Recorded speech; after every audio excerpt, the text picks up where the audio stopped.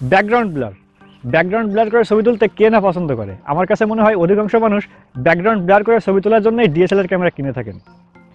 তো অনেকে রয়েছেন ভালো ব্যাকগ্রাউন্ড ব্লার করে ছবি তুলতে পারেন, আবার অনেকে রয়েছেন খুব ভালো ব্যাকগ্রাউন্ড ব্লার করে ছবি তুলতে পারেন, আবার অনেকে রয়েছেন একেবারে প্রো লেভেলের ব্যাকগ্রাউন্ড ব্লার করে ছবি তুলতে পারেন।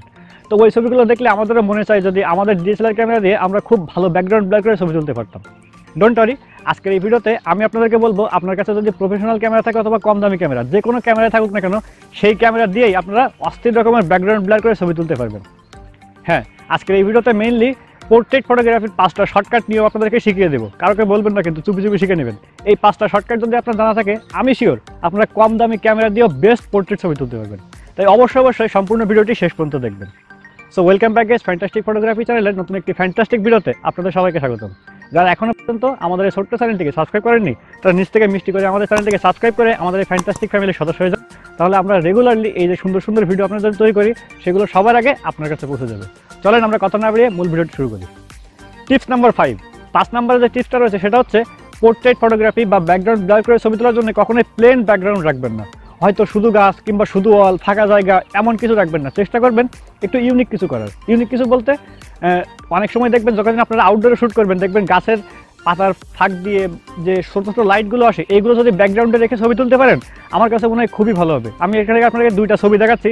দেখেন, একটা ছবি একেবারে প্লেন ব্যাকগ্রাউন্ডে উঠানো, আর একটা ছবি রয়েছে যেটাতে এই লাইট ক্যাপচার করে ছবিগুলো উঠানো। কোনটা বেশি ভালো লাগছে? আমার কাছে মনে হয় এই যে ছোটো ছোটো যে লাইটগুলো আসে, এইগুলো যদি পিছনে ব্যাকগ্রাউন্ডে রেখে ছবি তোলা পসিবল হয়, তাহলে এই পোর্ট্রেট ফটোগ্রাফির ক্ষেত্রে খুব ভালো একটা রেজাল্ট পাওয়া সম্ভব। আপনারা অবশ্যই ট্রাই করবেন, ট্রাই করে আমাকে জানাবেন যে এই পদ্ধতিটা অ্যাপ্লাই করলে আপনাদের ছবি কেমন আসছে। আমি শিওর অনেক ভালো পাবেন। টিপস নাম্বার 4 নম্বর যে টিপসটা রয়েছে সেটা হচ্ছে পোর্ট্রেট ফটোগ্রাফি বা ব্যাকগ্রাউন্ড ব্লার করে ছবি তোলার জন্য সবসময় চেষ্টা করবেন ক্লোজ আপ শট নেওয়ার জন্য। আমি এইখানেও আপনাদেরকে দুইটা ছবি দেখাচ্ছি। দেখেন, একটা ছবি একটু ওয়াইড অ্যাঙ্গেলে তোলা হয়েছে, এটাও কিন্তু একই সেটিং রেখে, ক্যামেরাতে একই সেটিং রেখে তোলা হয়েছে। পাশাপাশি এই যে ছবিটা এখন দেখাচ্ছি, এই ছবিটা দেখেন অনেক ক্লোজ আপ শট নেওয়া হয়েছে। তো কোনটা বেশি ভালো লাগছে? আমার কাছে মনে হয় যারা ক্লোজ আপ শটের ছবিগুলো ক্যাপচার করবেন, তাদের ছবিগুলো বেস্ট আসবে। কারণ আমরা কিন্তু পোর্ট্রেট ফটোগ্রাফি থেকে ব্যাকগ্রাউন্ডে কী আছে সেগুলো দেখতে চাই না। আপনি যখন ওয়াইড অ্যাঙ্গেলে শ্যুট করবেন, তখন দেখবেন যে ব্যাকগ্রাউন্ডের অনেক জিনিসগুলো আমাদের ফ্রেমের ভিতরে চলে আসে। তো যে দেখবে অডিয়েন্স, সে কিন্তু আপনার শুধুমাত্র সাবজেক্টের উপরে ফোকাস করবে না, তখন আশেপাশে সব জায়গায় ফোকাস করবে। সো এই ক্ষেত্রে আমার কাছে মনে হয় যে ক্লোজ আপ শট নিলে আপনাদের পোর্ট্রেট ফটোগ্রাফিটা অনেক বেশি বেটার হবে। এইখানে ছোট্ট একটা টিপস রয়েছে, সেটা হচ্ছে চেষ্টা করবেন সবসময় ক্লোজ আপ শটের ক্ষেত্রে যে সাবজেক্ট থাকবে তার চোখে ফোকাস করার জন্য। চোখে ফোকাস করলে অলওয়েজ ছবিটা অনেক বেশি শার্প পাবেন ন্যাচারালি।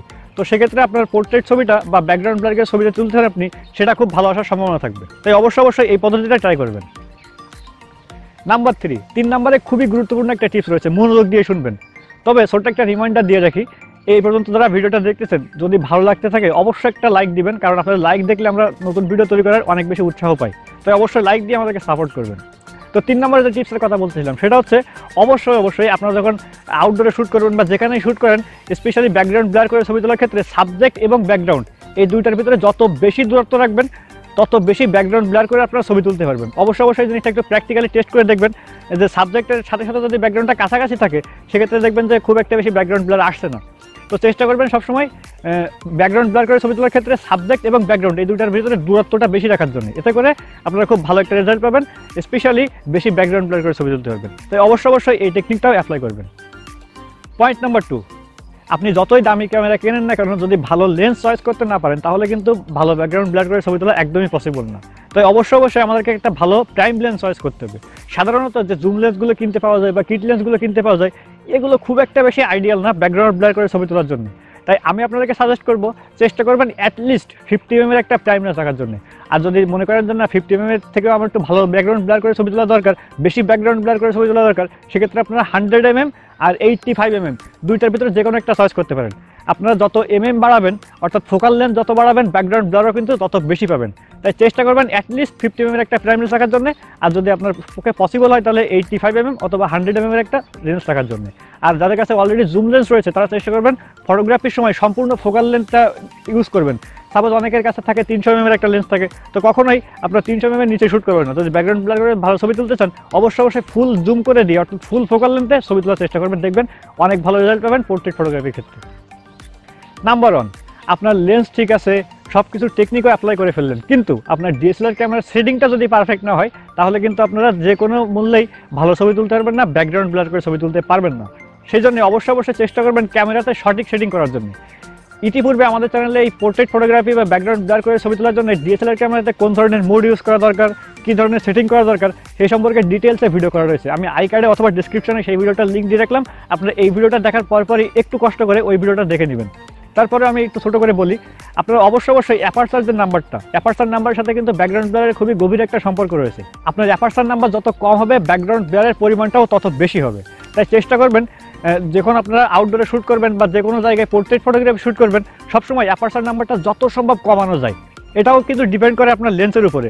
যেগুলো কিট লেন্স বা আপনার হচ্ছে জুম লেন্স, সেগুলোতে কিন্তু অ্যাপারচার নাম্বারটা 5.6-এর নিচে খুব একটা বেশি আসে না, 3.5 পর্যন্ত আসে সর্বনিম্ন। কিন্তু প্রাইম লেন্সের ক্ষেত্রে আপনারা সেটা 1.4, 1.2 পর্যন্ত নামাতে পারবেন। সো কত সুন্দর বেনিফিট, তাই না? তো অবশ্যই আপনারা চেষ্টা করবেন অ্যাপারচার নাম্বারটা যত সম্ভব কমিয়ে পোর্ট্রেট ফটোগ্রাফি করার জন্য, এতে করে ব্যাকগ্রাউন্ড ব্লারটা আগের থেকে অনেক গুণ বেশি পাবেন। তো আজকের এই ভিডিওতে যে টোটাল 5টা শর্টকাট আপনাদেরকে বললাম, আশা করি এইগুলো যদি আপনারা অ্যাপ্লাই করেন তাহলে অবশ্যই ভালো ব্যাকগ্রাউন্ড ব্লার করে আপনারা ছবি তুলতে পারবেন। তো ভিডিওটা কেমন লাগলো? আশা করি আপনাদের অনেক ভালো লেগেছে। যদি সত্যি ভালো লেগে থাকে অবশ্যই একটা লাইক দিবেন, মিষ্টি একটা কমেন্ট করবেন আমাদের এই ভিডিও নিচে, এবং পরবর্তীতে আপনারা কী ধরনের ভিডিও দেখতে চান সেটাও অবশ্যই কমেন্ট করে জানাবেন।